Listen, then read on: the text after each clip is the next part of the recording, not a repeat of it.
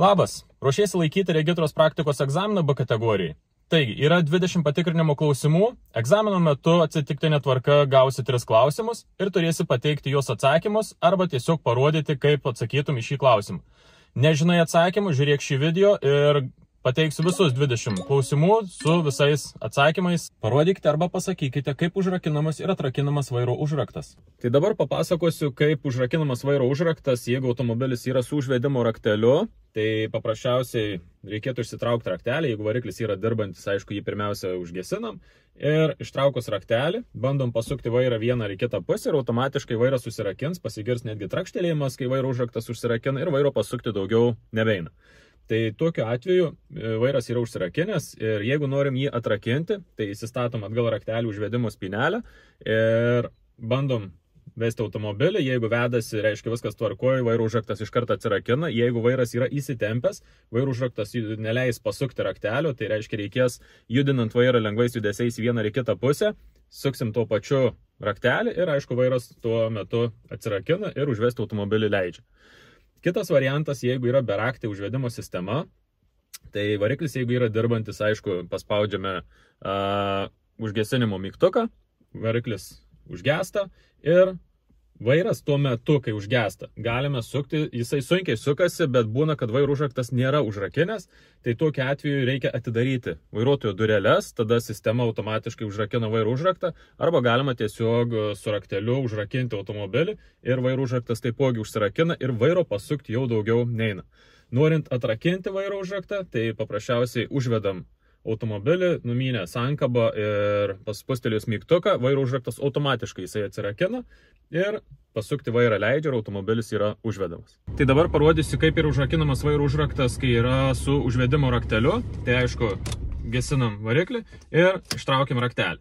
Ištraukus raktelį, sukam vairą ir va, trakšt, užsirakino ir reiškia viskas. Jisai yra užsirakinęs.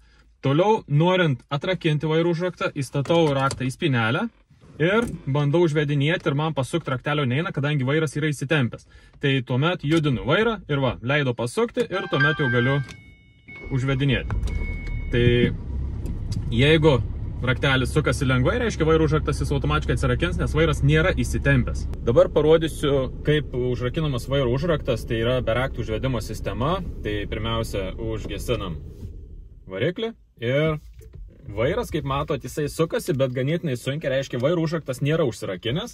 Tai atidarius vairuotojo dureles, va, suveikia ir tokiu atveju viskas, vairas yra užrakintas.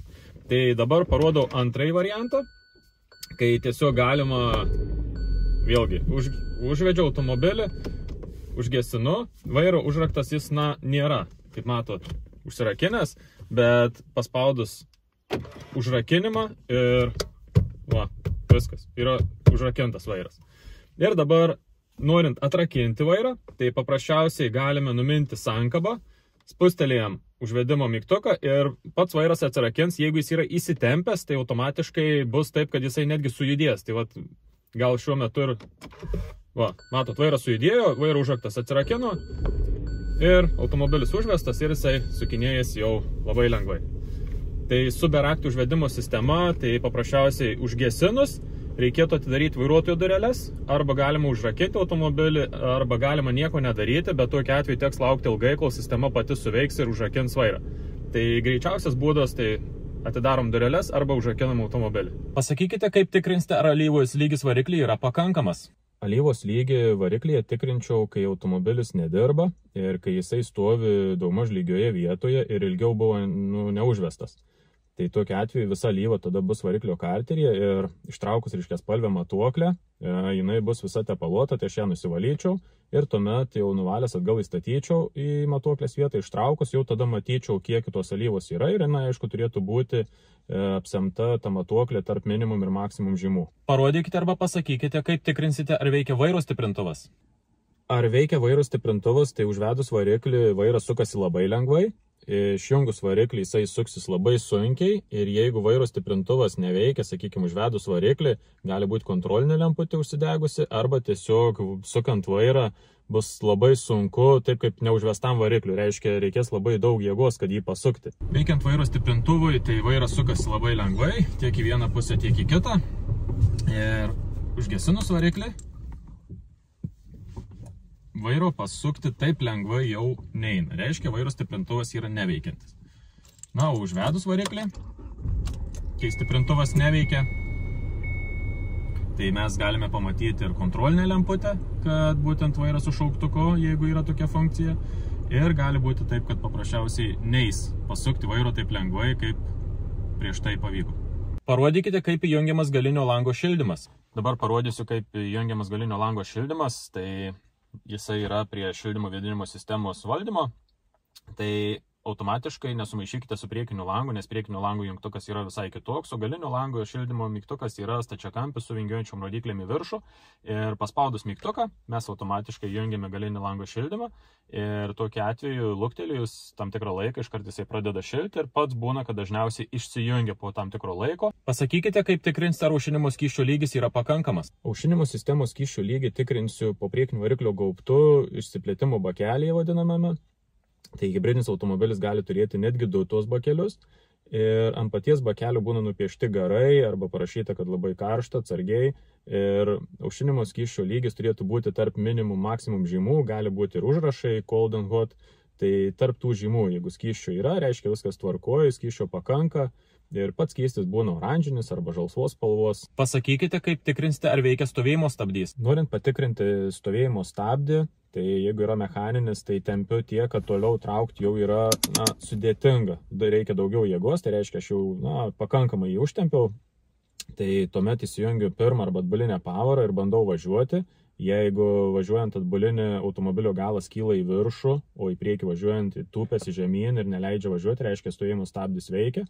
Jeigu yra elektrinis stovėjimo stabdis, tai įjungus tą elektrinį stovėjimo stabdį, tai jungtuką pakėlus aukštyn, jisai užsitraukia. Aišku, visą laiką skydelį mums užsidegs ir kontrolinė lemputė, kad yra stovėjimo stabdis. Tai bandant vėlgi taip pat pavažiuoti, mums neleis važiuoti ir stabdys. O jeigu leidžia važiuoti, tai reiškia, pats stovėjimo stabdis yra netvarkingas ir su juo kažkas yra negerai. Pasakykite, kur pilisite langų plovimo skystį. Langų plovimo skystis pilamas yra po priekinio variklio gaubtu į esantį tam skirtą bakelį, bet pats bakelis dažniausiai nėra matomas, yra tik tais jo dangtelis. Ir jisai būna dažniausiai ryškios mėlynos spalvos ir ant jo nupieštas simbolis langas su ant jo bėgančiu vandeniu. Tekia yra matyti ir juodos spalvos dangtelį, bet visą laiką būna simbolis ant jų nupieštas. Parodykite, kaip tikrinsite, ar veikia priekinio ir galinio, jei yra langų plovimo sistema. Priekinio lango apiplovimo sistema jungiama, kai patraukius virtelę į save. Ir tokiu atveju priekinį langą purškia vanduo ir valo valytuvai. Nuvalius purvus, atleidžiu ranką ir valytuvai baigia valyti. Norint įjungti galinį langą, tai tiesiog stumiu nuo savęs svirtelę ir skystis bėga ir valytuvas taip pat valo būtent langą. Atleidus, valymas yra baigiamas, tai reiškia purkšti baigia ir valytuvas paskutinius momentus dar nuvalo langą. Kituose automobiliuose gali būti sukamas galiukas ir tiesiog palaikant tada bėga vanduo, arba kiti automobiliai turi mygtuko paspaudimą būtent iš galo. Tai irgi tokiu pat principu, jeigu norim, kad nuvalyti, palaikom ir tuomet baigiam valymą. Parodykite arba pasakykite, kaip tikrinsite, ar veikia įspėjamasis garso signalas. Norėdamas įjungti garsinį signalą, tai paspausčiau ant vairo esantį garsinio signalo simbolį ir spustelėjus automatiškai pasigirs garsinis signalas. Tai nėra skirtumo, ar automobilis užvestas ar neužvestas, tai vis tiek jisai veikia. Norėdamas įjungti garsinį signalą, tai tiesiog paspausiu simbolį esantį ant vairo ir jį spustelėjus girdisi garsinis signalas, tai tokiu atveju tiek variklė esam nedirbančiam, tiek dirbančiam garsinis signalas veikia. Pasakykite, kaip nustatysite, ar nėra gedimo stabdžių antiblokavimo sistemoje ABS. Ar nėra gedimo stabdžių antiblokavimo sistemoje mes sužinosim, kai jungsim degimą, užsidegs kontrolinės lemputės ir ABS lemputė tarp jų degs. Ir po kelių sekundžių didžioji dalis tų kontrolinių lempučių užges ir ABS lemputė turi užgesti. Tai reiškia, sistema yra patikrinta ir gedimų joje nėra. Ir važiuojant ABS lemputė nešvies. Bet jeigu įjungus degimą, automatiškai didžioji dalis tų kontrolinių lempučių užges, o ABS lemputė toliau šviečia, reiškia, yra sistemoje fiksuotas gedimas ir pati sistema jinai mums nebeveiks. Tad stabdant automobilio ratai čiuoš ir valdymų mes jau neturėsim, kas būtent yra priešingai su veikiančia ABS sistema, kai mes valdymą stabdydami stipriai dar turėsim. Pasakykite, kaip tikrinsite, ar stabdžių skysčio lygis yra pakankamas. Stabdžių skysčio lygį tikrinsiu po priekinio variklio gaubtu, ten rasiu bakelį, o tas bakelis yra horizontaliai stabdžių pedalų į viršų. Reiškia, toj vietoje, kur yra stabdžiai, tai po priekinio variklio gaubtu toj vietoje yra bakelis. Ant bakelio dažniausiai būna simbolis stabdžių būgnas su iš šono esančiom kaladėlėm. Ir ten yra ant to bakelio šono dažniausiai atžymos minimum ir maksimum, taip pat skysčio lygis turėtų būti tarp šitų žymų. Gali būti ir kontrolinė lemputė, kuri praneš apie stabdžių skysčio trūkumą. Pasakykite, kaip tikrinsite, ar veikia posūkių signalai. Norėdamas sužinoti, ar veikia posūkiai, tai tiesiog įjungus degimą ar užvedus variklį, įjungsiu posūkį, galime pradėti nuo kairiojo ir įjungus jį, matysiu kontrolinę lemputę, kuri ritmiškai mirksi ir normaliu tempu, tai reiškia posūkiai turėtų veikti, galima ir apžiūrėti iš lauko, bet apie sugedusią kažkurios pusės posūkio lemputę ar apie gedimą man iš karto praneš labai dažnas mirksėjimas, tikrai dažnesnis negu įprastai. Tai tokiu atveju, reiškia, yra kažkur perdegusi lemputė arba tiesiog gali skydeliai degti pranešimas apie perdegusią pačią būtent kažkurią lemputę. Pasakykite, kaip tikrinsite, ar veikia stabdžių šviesos signalai. Norint patikrinti, ar veikia stabdžių šviesos signalai, vienam yra šiek tiek sudėtinga. Reikėtų privažiuoti prie kažkokios sienos ar pastato, kur matytųsi atspindys, ar veikia. Galėčiau nebent užsidėti kažkokį sunkesnį daiktą ant stabdžių ir pažiūrėti, ar tie stop žibintai šviečia.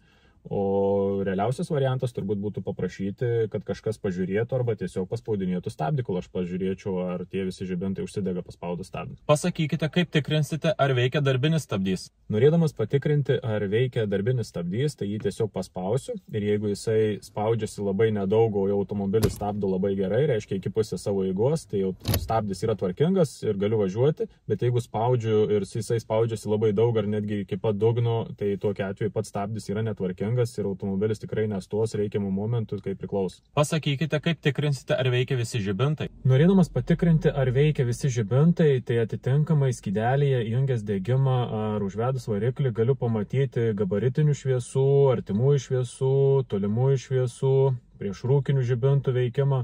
Kitų šviesų veikimą galėčiau matyti tik tais apžiūrėdamas, tai tokios šviesos kaip, sakykime, numerio apšvietimas ar stop žibintų veikimas, atbulinės eigos žibintas, tai tik tais išlipęs arba gali būti dar kontrolinė lemputė, kuri tiesiog praneša sistemoje, kad žibintas kažkuris yra perdegęs. Pasakykite, kur ieškosite informacijos apie rekomenduojamą oro slėgį padangose. Informacija apie rekomenduojamą oro slėgį padangose tai raščiau ant degalų užpylimo dangtelio būna lipdukas, arba čia atidarius vairuotojo dureles prie statramčio irgi priklijuotas lipdukas, arba blogiausiu atveju automobilio žinyne, katalogė pačiame. Pasakykite, kaip tikrinsite oro slėgį padangose. Norėdamas patikrinti oro slėgį padangose, tai pirmiausia apžiūrėčiau padangas, svarbiausia, kad nebūtų minkštos, subliuškusios.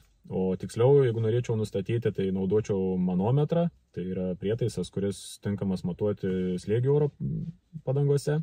Tai nusisukčiau dangtelį nuo ventilio, įstatyčiau manometrą, spustelčiau, tai reiškia tada paduoda slėgį iš padangos į manometrą ir parodo, koks yra slėgis padangoje. Gali būti užsukamas pats manometras, bet padangose slėgis turi būti toks, koks yra nustatytas būtent informacinėse lentelėse atitinkamam automobiliui. Pasakykite, kaip tikrinsite, ar padangų protektoriaus rašto gylio pakanka, kad saugiai važiuotumėte. Norėdamas sužinoti, ar padangos protektoriaus rašto gylio pakanka, kad saugiai galėčiau važiuoti, tai apžiūrėčiau vizualiai. Tai apžiūrėčiau, kad padanga būtų tolygiai nudilusi ir koks tas nudilimo lygis yra, tai man iš karto duotų informaciją indikatorius nudilimo, kuri jeigu jis yra rašto giliai viduje dar, tai reiškia padanga nėra iki jo nudilus ir to rašto gylio pakanka.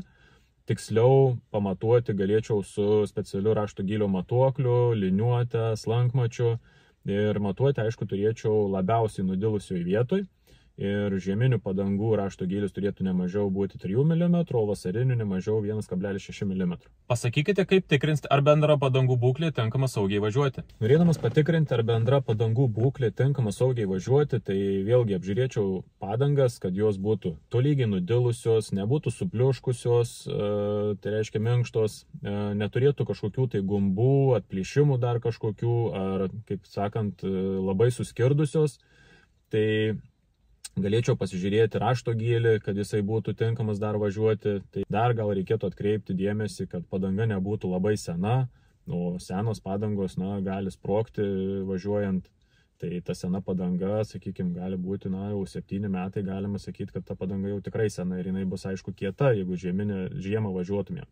Pasakykite, kaip tikrinsite, ar veikia avarinė šviesos signalizacija. Norėdamas patikrinti, ar veikia avarinė šviesos signalizacija, tai susirasčiau avarinio signalo jungiklį, tai paspaudus jį, automatiškai kontrolinės abiejų posūkių lemputės turėtų mirksėti kartu. Ir tuomet vizualiai apžiūrėjus, apėjus automobilį, matyčiau, kad visi posūkiai mirksi kartu ir tokiu atveju avarinė šviesos signalizacija veikia. O kai jau dar kartą paspausim mygtuką, jinai išsijungs ir neveiks.